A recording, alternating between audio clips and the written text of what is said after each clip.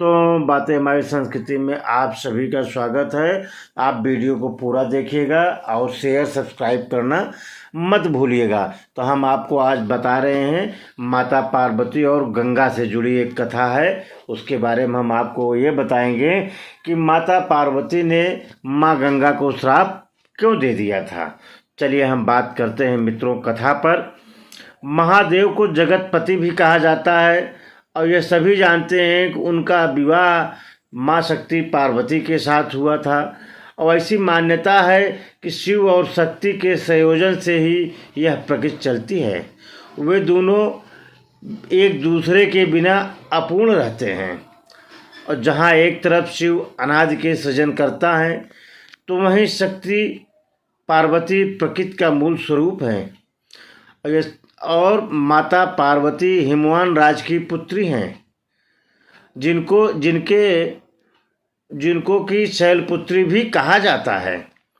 तो चलिए हम बात करते हैं कि माता पार्वती ने क्यों श्राप दिया था। एक बार की बात है मित्रों कि अपने परम निवास स्थान पर कैलाश पर्वत, तो परम निवास स्थान मतलब कैलाश पर्वत पर ध्यानस्थ बैठे हुए थे शिव जी, और उन्हीं के साथ में माता पार्वती भी ध्यान में मग्न थी।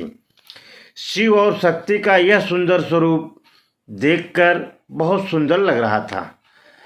जहाँ एक तरफ महादेव और दूसरी तरफ माता पार्वती ध्यान मग्न थे, तो वहीं शिव जी के परम भक्त नंदी जी अपने प्रभु और माता की शोभा को देख रहे थे। दोनों का यह सुंदर स्वरूप देखकर खुद ही नंदी जी के नेत्रों से आंसू बहने लगे। अपने भक्त की आंखों से बहते आंसुओं का जैसे ही महादेव को अनुभव हुआ, उन्होंने अपने नेत्र खोल दिए।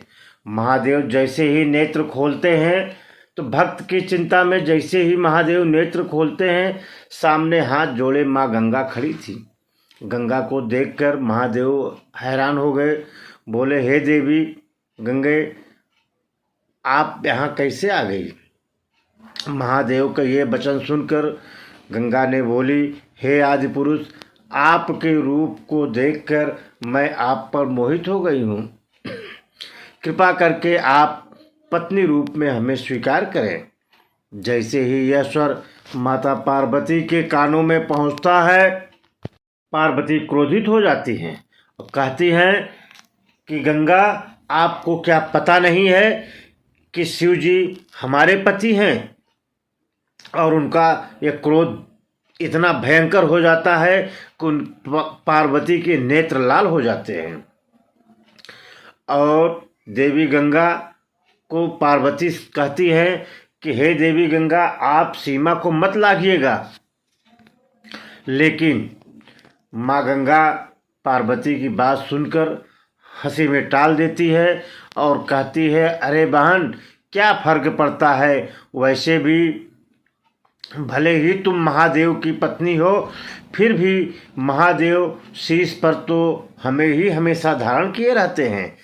जहाँ कहीं महादेव के साथ तुम नहीं जा सकती हो, मैं तो वहाँ भी पहुँच जाती हूँ।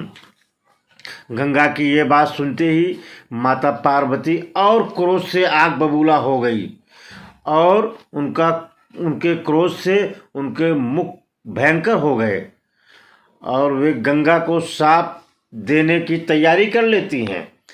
और माता पार्वती गंगा से कहती है, हे गंगा, तुमने मेरी बहन होने की सारी सीमा लांघ दी है और मैं तुम्हें अब श्राप देती हूँ। तुम में मृत शरीर बहेंगे और जग जन के पाप धोते धोते तुम मैली हो जाओगी और तुम्हारा ये अहम मतलब ये घमंड तोड़ते हुए तुम्हारा रंग भी काला पड़ जाएगा। गंगा माता पार्वती के यह श्राप सुनते ही महादेव और पार्वती के चरणों में गिर गई और वे अपनी भूल का पश्चाताप करने लगी और महादेव और पार्वती से क्षमा याचना करने लगी। तब महादेव ने कहा, हे गंगे, यह शाप तो अब तुमको फलित होकर ही रहेगा। हम तुम्हारे पश्चाताप से प्रसन्न होकर हम तुम्हें शाप से मुक्ति देते हैं। और हे गंगा, तुम जनमानस के पापों से दूषित तो हो जाओगी, पर संत जन के स्नान से तुम्हारा शुद्धि तुम्हें वापस प्राप्त होगी। तो और इस क्रम के बाद से ही गंगा में स्नान से पाप धुलने लगे।